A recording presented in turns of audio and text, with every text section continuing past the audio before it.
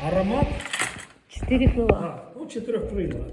Вот она входила в состав смеси, которую Господь Бог повелел приготовить Моисею.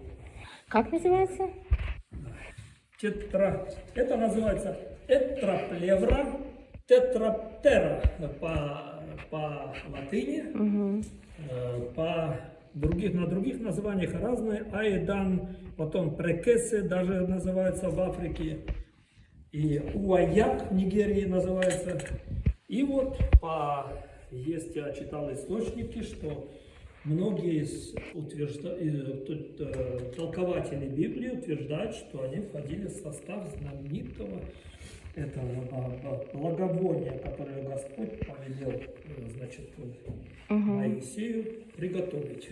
Да. Чтобы ее могли пользоваться только священники,